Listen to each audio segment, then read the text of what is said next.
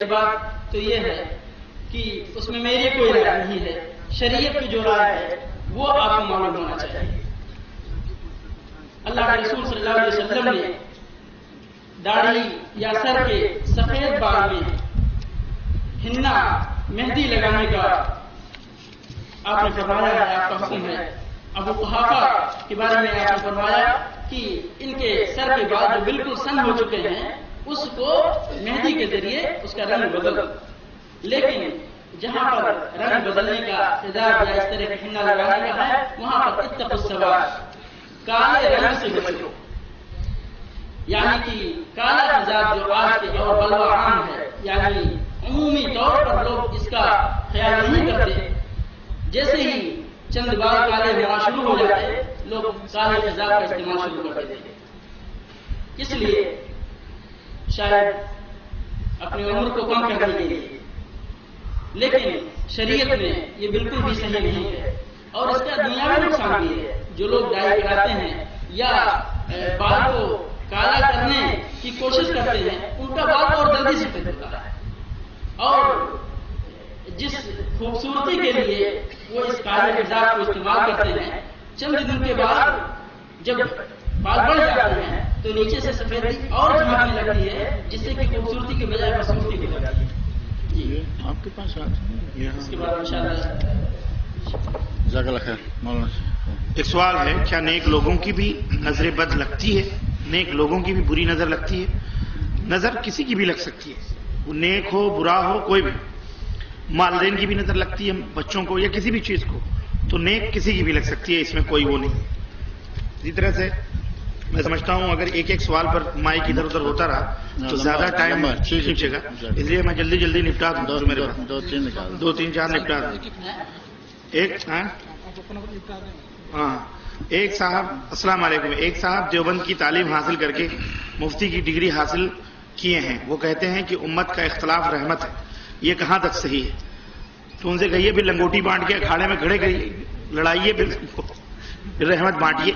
رحمت وہ اختلاف میرے بھائی، تفرق جو ہے نا یہ رحمت نہیں ہے، اللہ تعالیٰ نے منع فرمایا ہر جگہ قرآن کریم میں۔ یہ مفتی صاحب پتہ نہیں کیسی ڈگری لے کے آئے ہیں، اللہ ان کو ہدایت عطا فرمائے۔ بات سلام گزارش ہے، ہم انڈیا کے رہنے والے ہیں، ہمارے ولے میں جب بچوں کا ختنہ کراتے ہیں، ہمارے علاقے میں جب بچوں کا ختنہ کراتے ہیں تو بہت خرچہ کرتے ہیں، لوگوں کو کھلاتے پلاتے ہیں، بہت روپیہ خرچ کرتے ہیں، کیا یہ ٹھیک ہے؟ نہیں، یہ جائز نہیں ہے، بلکہ یہ بدعت ہے، یہ سنت ثابت نہیں۔ ولیمہ کرنا سنت ہے، عقیقہ کرنا سنت ہے، ختنے میں دعوت کھانا کھلانا دعوت وغیرہ دینا یہ جائز نہیں، یہ فضول خرچی۔ کمرے میں 4 آدمی ہیں، اس میں صرف ایک ہی آدمی فجر نماز کے لیے جاتا ہے، دوسروں کو جگانا کیسا ہے جبکہ وہ لوگ نماز کے لیے نہیں جاتے؟ جگانا آپ کے اوپر ضروری ہے، آپ جگاتے رہیں، جب وہ نہ پڑھنے کے لیے ضد کر رہے ہیں تو آپ پڑھانے کے لیے ضد کر لیں کہ جب تک تم جاؤ گے نہیں، جب تک ہم ٹوکتے رہیں گے تو ٹوکتے رہیے، نہ جانے کب اللہ تعالیٰ انہیں ہدایت دے دے۔ معراج صاحب، آپ کے نام کے آخر میں ربانی لکھا ہے یا آپ کو معراج الدین ربانی سے پکارا جاتا ہے، تو یہ ربانی کے کیا معنی ہیں؟ کیونکہ یہ ربانی تو اللہ کے لیے ہے، جیسے کتابوں میں لکھا ہوتا ہے ارشاد ربانی ہے، تو مہربانی کریں اس ربانی کی وضاحت کریں جو کہ آپ کے ساتھ نام کے ساتھ لکھا جاتا ہے، کیونکہ ہمارے لوگ اس طرح سے کہتے ہیں کہ ربانی صاحب کا بیان ہے، اس مطلب تو یہ ہے کہ اللہ کا بیان ہے۔ شکریہ آپ کا بھائی۔ ربانی اصل میں اللہ تعالیٰ نے قرآن کریم میں فرمایا کونوا ربانیین، اے لوگو ربانی اللہ والے بنو، ربانی بنو، کیا بنو؟ بولو، ہاں ربانی بنو، کیا بنو؟ ربانی بنو، یعنی اللہ والے بنو۔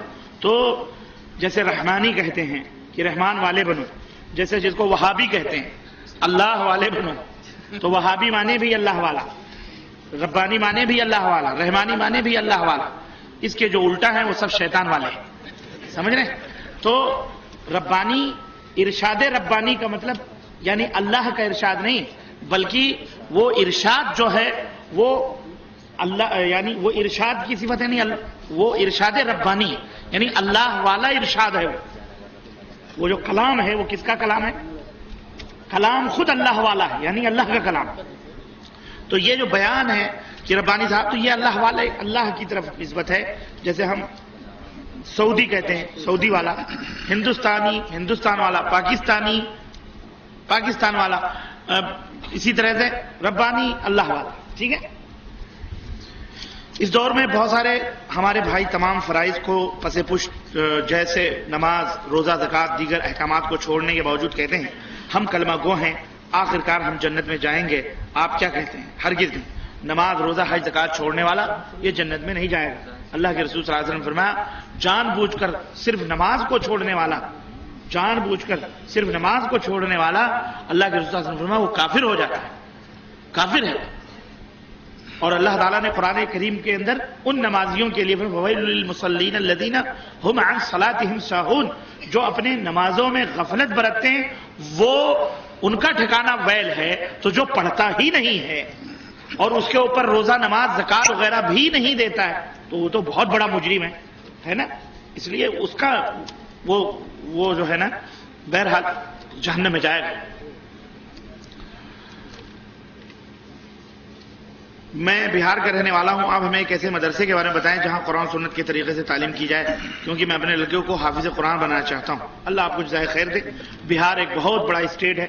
اب تو دو دو تین تین کاٹ کے جھارکھنڈ بنایا گیا، ایک اور اڑیسہ بنایا گیا. تو یہ تمام سب یہاں پر آپ کس علاقے کے ہیں، ضلع کے ہیں؟ آپ وہ کوئی مشرق ہے، کوئی مغرب ہے وہاں، تو آپ اپنے کسی علاقے کے لوگوں کو معلومات کریں. ویسے دربھنگہ میں جانتا ہوں وہاں ایک مدرسہ ہے، جامعہ سلفیہ ہے. مولانا ڈاکٹر لقمان صاحب سلفی ابھی آپ کے سامنے مغرب میں خطاب فرما رہے تھے ڈاکٹر صاحب، انہوں نے اپنا ایک مدرسہ مشرقی چمپارن میں قائم کیا ہے جس کا نام ہے جامعہ ابن تیمیہ. وہاں تقریباً ہزاروں بچے پڑھ رہے ہیں، بچیاں پڑھ رہی ہیں. آپ وہاں اپنے بچے کو حافظ قرآن بنائیں، داخلہ دلائیں. اللہ آپ کو جزائے خیر دے. جب فرض نماز شروع ہو جائے اور اگر سنت کی نیت کر لی تو کیا سنت کو کس طرح ترک کی جائے کہ ایک سلام کرے یا پھر دو سلام کرے؟ کوئی سلام علام نہیں ہے، آپ چھوڑ دیں، نماز میں شریک ہو جائیں. استخارے کا صحیح طریقہ بتلائیے. رسول کی ایک حدیث کے مطابق استخارے کا صحیح طریقہ بتلائیے. اور اسی استخارے کے تعلق سے دو سوال اور آئے ہیں کہ ایک بھائی نے لکھا ہے کہ ریڈیو اور ٹی وی پر کہیں کوئی استخارہ کا ایک پروگرام آتا ہے، استخارے کا پروگرام آتا ہے، ہاں، اور اس استخارے کے پروگرام میں بتاتے ہیں کہ پہلے کوئی پرابلمس اس آدمی کو بتا دی جاتی ہے، پھر وہ آدمی کچھ 2 دن یا کسی دن اس کا جو خاص پروگرام ہوتا ہے اس میں سب کی طرف سے استخارہ کرتا ہے. اس میں سب کی طرف سے یہ پاکھنڈی شعبد باغ، یہ ذلیل بے حیا لوگ، بے شرم، یہ خود کے بارے میں یہ خود کے بارے میں کیوں نہیں استخارہ کرتا؟ مردود یہ حرام ہے. یہ کفر بانٹنا ہے. استخارہ خود کرو. سمجھ رہے ہو کہ نہیں سمجھ رہے ہو؟ کھائے کوئی اور پیٹ میں جائے تمہارے، یہ ہوتا ہے کہیں؟ استخارہ وہ پتہ نہیں منحوس آدمی پتہ نہیں کون ہے کرتا ہے. میں نے بھی دیکھے ARY پر مجھے ایک صاحب نے پکڑ کے بتایا کہ یہ شیخ یہ دیکھیں یہ صحیح ہے. میں نے کہا یہ منحوس مردود ہے. عورتیں سوال کرتی، کہتا ہے میں نے آپ کے استخارے سے، میں نے آپ کے بارے میں استخارہ کیا ہے، آپ کے بارے میں مجھے یہ پتہ چلا ہے. ارے واہ بیٹا، یہ تو اس زمانے کا سب سے بڑا یہ جادوگر ہیں، یہ شعبدے باز ہیں. نہ ایسے لوگوں سے احوال بیان کرو، یہ CID چور ہوتے ہیں. تم اپنی راز بیان کرتے ہو، دوسرے دن ایسے لوگ پہنچ کر کے لوٹتے ہیں اور گھروں کے اندر ڈاکے ڈالتے ہیں. یہ سب حرام ہے اسلام کے اندر. استخارہ جس کا مسئلہ ہے وہ خود اپنا استخارہ کرے. سمجھ رہے؟ اور استخارے کا طریقہ یہ ہے کہ وضو بناؤ، 2 رکعت نماز پڑھو اور اللہ تعالیٰ سے وہ استخارے کی دعا مثال نے بتلائی ہے، وہ دعا پڑھ کر، اور جو معاملات آپ کا ہے، شادی کا ہے، بیاہ کا ہے، بزنس کا، تجارت کا، وہ معاملہ اللہ تعالیٰ سے ذکر کرو خلاص، اور اللہ سے دعا کرو. اللہ تعالیٰ چاہے گا تو آپ کے لیے مقدر فرمائے گا. اگر آپ کے لیے خیر نہیں ہوگا تو اللہ تعالیٰ آپ اس کام کو آپ سے دور فرما دے گا. کوئی نہ کوئی اڑچن آ جائے. بعض لوگ کہتے ہیں کہ رات میں استخارہ کرو، 2 رکعت خوشبو لگاؤ، اگر 32 لگاؤ، عود 32 لگاؤ، پھر استخارہ کرو، پھر داہنے کروٹ سو، پھر بائیں کروٹ سو، پھر خواب میں آتے ہیں. کوئی خواب میں نہیں آتا ہوتا ہے. سمجھ رہے ہو؟ استخارے کے لیے کوئی ٹائم مقرر نہیں ہے. فجر بعد استخارہ، ظہر کے بعد استخارہ کر لو، عصر کے بعد کر لو، مغرب کے بعد کر لو. جب کام ہو 2 رکعت نماز پڑھ کے استخارہ کر لو. اس کے لیے کوئی ٹائم، یہ سب صوفی منشیہ پنڈتوں نے، ملاؤں نے بنائے ہیں. اس کی کوئی حقیقت اسلام کے اندر نہیں ہے، نہ قرآن میں ہے نہ نبی کے فرمان میں. سیدھی بات ہے، سمجھ آئی؟ تو استخارہ کرنے کے لیے کوئی ٹائم مقرر